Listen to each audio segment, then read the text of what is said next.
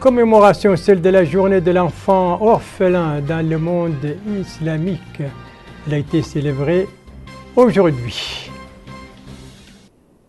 Voilà pour les titres de votre 22h de ce vendredi 19 Ramadan 1440, ce qui correspond au 24 mai 2019. Madame, Mademoiselle, Messieurs, bonsoir et bienvenue donc à votre 22h, que nous commençons par la diplomatie. Deux messages de félicitations du président de la République et tous deux à l'occasion de la célébration des fêtes nationales. Le premier est adressé au roi de Jordanie, le roi Abdallah ibn Hussein. Et dans ce message, M. Mohamed Abdelaziz réitère donc à Sa Majesté Abdallah ibn Hussein sa volonté de continuer et d'œuvrer pour renforcer et développer les relations de fraternité et de coopération existant entre les deux pays frères. Le second message de félicitations est adressé par le président de la République à son homologue de l'Argentine. L'occasion pour M. Mohamed Abdelaziz, là aussi, de réitérer à M. Mauricio Macri sa volonté de continuer d'œuvrer pour renforcer et développer les relations d'amitié et de coopération existant entre les deux pays amis.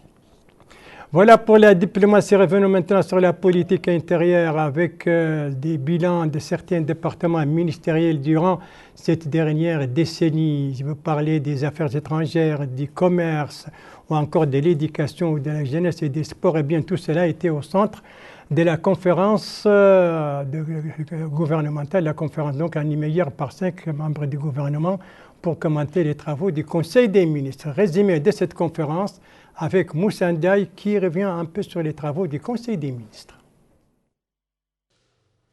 Au cours du Conseil des ministres qui s'est réuni jeudi 23 mai 2019 sous la présidence de son Excellence M. Mohamed Abdelaziz, président de la République, le Conseil a examiné et approuvé un projet de loi et a approuvé plusieurs projets de décret. C'est dans ce cadre que quelques membres du gouvernement ont présenté leurs communications face à la presse. Des communications relatives au bilan de leur département pour la période 2009-2018.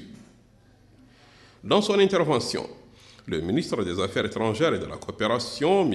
Ismaël Ould Cheikh Ahmed, a souligné dans sa présentation que la dernière décennie a été marquée par une dynamisation sans précédent d'une politique nationale étrangère équilibrée, marquée par l'élargissement et l'extension de l'action diplomatique au niveau international et l'intensification de la présence du pays de manière efficace dans toutes les activités internationales, visant le renforcement de la paix et l'impulsion de la coopération internationale tout en défendant l'intérêt de la Mauritanie et des Mauritaniens. Le ministre des Affaires étrangères et de la Coopération a cité parmi les initiatives réussies de la diplomatie mauritanienne, on note la création du groupe G5 Sahel avec des objectifs sécuritaires et de développement. Pour sa part, la ministre du Commerce, de l'Industrie et du Tourisme, Mme Khadjetou Mbarek Fall, a précisé que son département a connu un progrès remarquable à travers, dit-elle, l'exécution de plusieurs stratégies, la signature des conventions et l'adoption de législation utile pour le renforcement du développement économique et social du pays, grâce, précise-t-elle, à l'intérêt qu'accorde son Excellence le président de la République, M. Mohamed Ould Abdelaziz. S'agissant du tourisme, Madame la ministre a précisé qu'en 2018, la Mauritanie a accueilli 1500 touristes et en 2019, le nombre de ces touristes a atteint 4000 cette année. Quant à la ministre de l'Éducation nationale et de la formation professionnelle, Dr Makboula Mintbourdid, elle a précisé qu'il a été procédé dans le cadre de l'exécution du programme du président de la République, M. Mohamed Ould Abdelaziz, à la mise en œuvre d'une politique qui tient compte des difficultés que rencontre son département tout en œuvrant pour fournir un enseignement de qualité, inclusif et équitable. Elle a ajouté que la dernière décennie a été marquée par la construction de 206 écoles, 89 établissements secondaires, 1453 salles de classe pour l'enseignement fondamental et secondaire, 2 écoles normales des instituteurs à Agjout et Kayedi, la réhabilitation de 164 écoles et la réhabilitation et l'extension de 13 établissements d'enseignement technique et professionnel, notant que plus de 60% de ces réalisations, entièrement supportées par les budgets de l'État, ont vu le jour après la proclamation de l'année 2015, année de l'enseignement par le président de la République. Le département de la jeunesse et des sports, accusé jusqu'à 2008 des retards significatifs au niveau de l'absence de politique clairement définie, du manque des ressources humaines, de la faiblesse des moyens financiers, de la rareté des infrastructures et de l'absence d'un cadre juridique et de l'inefficacité des structures d'encadrement.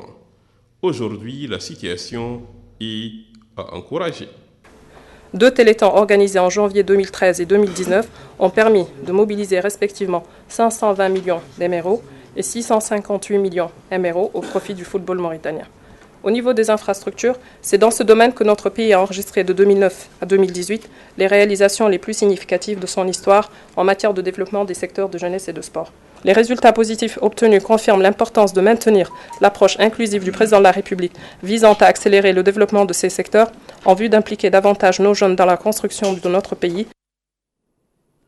Voilà, celle qui a parlé tout en dernier lieu, c'est la ministre de la Jeunesse et des Sports. C'était dans le cadre donc de cette conférence de presse animée par 5 ministres, 4 de ses collègues, à savoir le ministre de la Culture, de l'Artisanat et des Relations avec le Parlement, porte-parole du gouvernement, son collègue des Affaires étrangères et de la Coopération, leur collègue du Commerce, de l'Industrie et du Tourisme, et la ministre de l'Éducation nationale et de la formation professionnelle, et bien entendu la ministre de la Jeunesse et des Sports. Tout cela, c'était hier au cours donc de cette conférence pour commenter les travaux du Conseil des ministres.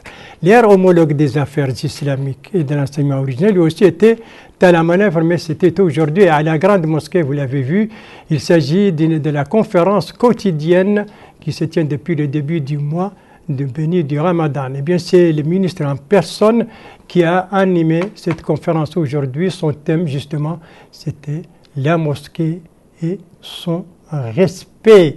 Une conférence, donc, qui a vu une forte participation et les participants se sont déclarés très satisfaits de ces conférences car ils ont beaucoup appris, des conférences d'ailleurs qui voient de plus en plus de participation au fur et à mesure que le mois béni du Ramadan avance. Nous sommes aujourd'hui dans la 19e journée consécutive du mois béni du Ramadan. Autre aspect de cette animation du mois béni du Ramadan, c'est dans les nuits d'El-Médih, autrement dit, les louanges du prophète paix et salut sur lui. Ce sont des nuits qui ponctuent donc la vie quotidienne nocturne des Nouakchotoises et Nouakchotois. C'est dans le cadre de la 5e édition du Festival des Arts Populaires et d'El-Médih. Cette 5e édition, dont le coup d'envoi a été donné mercredi soir par les ministres de la Culture, de l'Artisanat et des Relations avec le Parlement, porte-parole du gouvernement.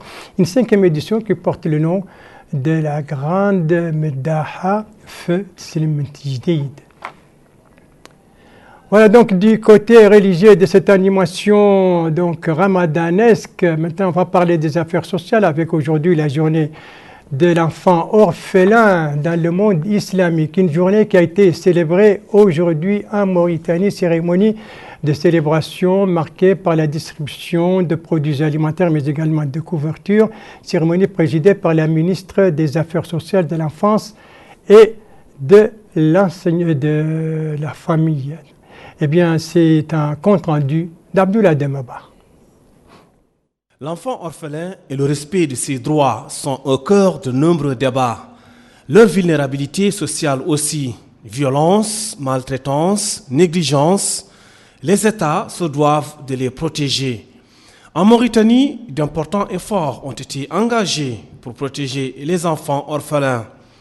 Ainsi, l'événement a donné lieu à la distribution des kits alimentaires des cartables, des couvertures et des vêtements au profit des enfants orphelins. Pour la ministre des Affaires sociales de l'enfance et de la famille, Mme Mariam Mint Bilal, la dernière décennie a été marquée par une attention particulière accordée aux couches les plus vulnérables de la société, conformément aux orientations du président de la République visant à protéger les groupes vulnérables, les enfants en particulier. Elle a ajouté que dans le cadre de cette approche, le département a mis en œuvre une stratégie nationale de protection des enfants, notamment les orphelins par le biais du système national de protection de l'enfance couvrant toutes les wilayas du pays. Autre intervention, c'est celle faite par la directrice du Centre pour la protection et l'intégration sociale des enfants, Zainabou Mint Mohamed Lemine, qui a indiqué que la commémoration de cette journée traduit les efforts du centre dans la protection des enfants en situation difficile en général et des orphelins en particulier, ainsi que leur réintégration dans la société. Le président du bureau de l'organisation du prêche islamique en Mauritanie, Mohamed Saleh Moulcheikh, a souligné que les programmes socio-économiques réalisés par son organisme au profit des orphelins portent essentiellement sur leur prise en charge, mettant en exergue l'important partenariat liant le bureau à la Mauritanie. En somme, cette journée est une manière de souligner les efforts entrepris par les pouvoirs publics et les acteurs sociaux pour assurer la protection des enfants, notamment les plus vulnérables comme les orphelins. Voilà, il faut rendre à 3B ce qui appartient à 3B. C'était bien un reportage de Bokar Baïleba. Et c'était un reportage donc qui n'était pas de Abdoulaye Demba, comme je l'ai dit tout à l'heure. Et Abdoulaye Demba, on va le retrouver cette fois, et c'est la bonne. Il va nous parler d'une autre journée, cette fois la journée mondiale de la diversité culturelle qui a été célébrée, elle, hier, par une manifestation qui s'est déroulée à l'ancienne maison des jeunes. On retrouve donc Abdoulaye Demba. La commémoration de cette journée mondiale de la diversité culturelle a été ponctuée par la prestation d'artistes à l'aide de chants. Les différentes troupes qui se sont succédées ont mis en avant la richesse de la diversité culturelle du pays. Les artistes ont dans ce cadre exprimé leur satisfaction par rapport à cette diversité ainsi que le rôle qu'ils jouent pour le renforcement de la cohésion sociale du pays. Le chargé de mission au ministère de la Culture, de l'Artisanat et des Relations avec le Parlement, Mohamed Mahmoud Ould Mohamed Ahmed, a affirmé que le département de la Culture, de l'Artisanat et des Relations avec le Parlement a pris l'habitude de commémorer cette journée chaque année à l'instar des autres pays du monde. Il a ensuite indiqué que la Mauritanie est fière de sa diversité culturelle. Le chargé de mission a par ailleurs rappelé l'attention accordée par le président de la République ces 10 dernières années au secteur de la culture. Cette manifestation a eu lieu en présence d'un parterre d'intellectuels, d'écrivains et d'hommes de culture. Voilà donc pour cette manifestation organisée hier soir à l'ancienne maison des jeunes dans le cadre de la célébration de la journée mondiale de la diversité culturelle. Et parallèlement à ce qui s'est passé à l'ancienne maison des jeunes, il y avait également une autre manifestation dans le cadre de cette diversité. C'était un colloque organisé au Musée national qui a été marqué par 2 conférences. L'une portait sur l'approche de la diversité culturelle et la seconde portait sur la gestion justement de cette même diversité. On va quitter la culture pour parler maintenant des affaires avec cette conférence tenue aujourd'hui par la Banque mondiale. Alors sur quoi a porté cette conférence? Élément de réponse avec Melika Nakli. La conférence de presse organisée par la Banque mondiale à Nouakchott portait sur le rapport de la situation économique en Mauritanie, réalisé par les équipes de cette institution. La première partie portait sur l'état de l'économie de la Mauritanie et la seconde sur l'amélioration du climat des affaires qui a un lien étroit avec le développement du secteur privé. Nos analyses confirment la reprise progressive de la croissance en Mauritanie. Cette accélération de la croissance amorcée en 2017 s'est poursuivie en 2018. C'est une très bonne nouvelle pour la Mauritanie que ce retour à la stabilité macroéconomique qui reflète le premier excédent budgétaire depuis 2013 et une maîtrise de l'inflation. En ce qui concerne les perspectives de croissance, à moyen terme, elles sont favorables. l'inflation devrait continuer à être maîtrisée. En termes de climat des affaires, on a beaucoup communiqué sur les résultats impressionnants de la Mauritanie dans le classement Doing Business. Le rapport suggère un certain nombre de pistes de réflexion. Le gouvernement a agi récemment dans ces domaines. C'est en effet en unissant nos analyses et nos expertises que nous contribuerons positivement au développement économique et social du pays. Le représentant de la Banque mondiale, M. Laurent Mselati, a au cours de la conférence de presse répondu aux différentes questions des journalistes présents.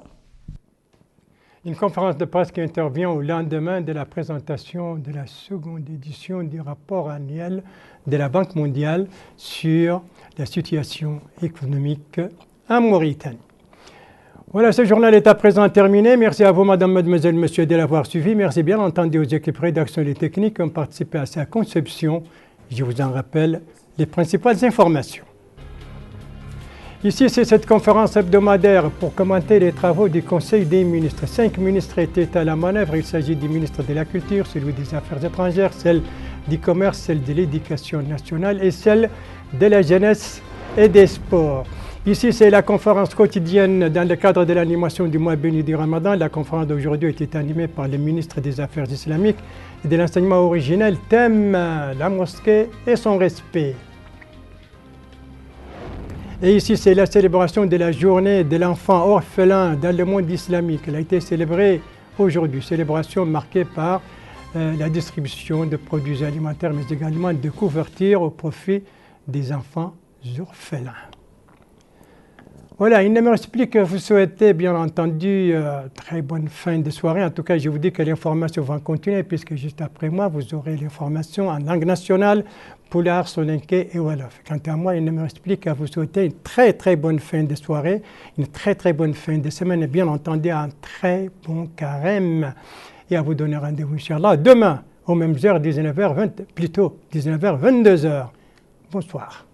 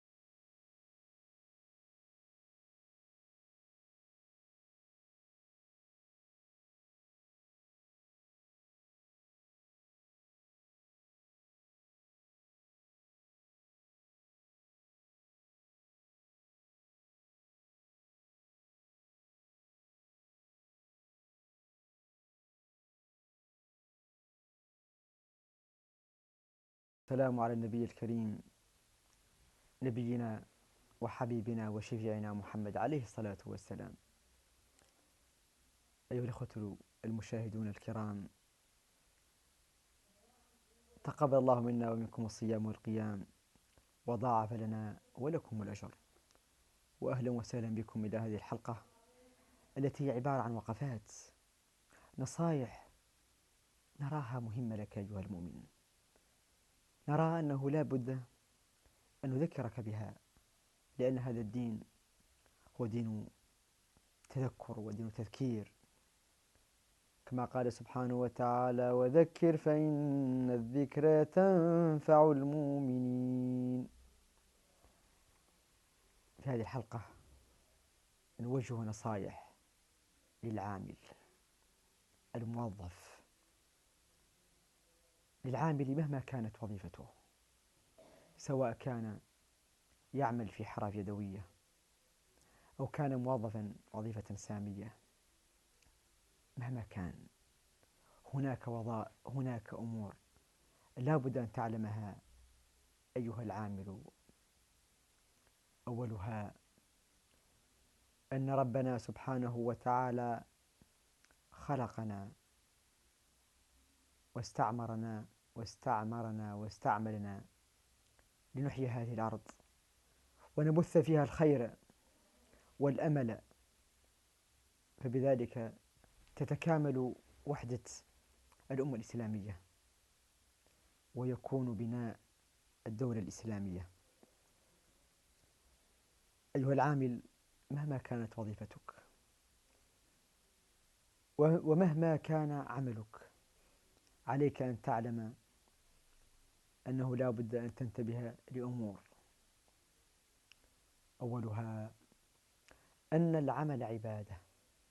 نعم، إن هذا العمل الذي تعمله، هذا الكد الذي تقوم به، هذا التعب الذي تصاب به، لك فيه الأجر إذا كان هذا العمل عمل حلال، عمل مباح، عمل يفيدك ويفيد أمتك.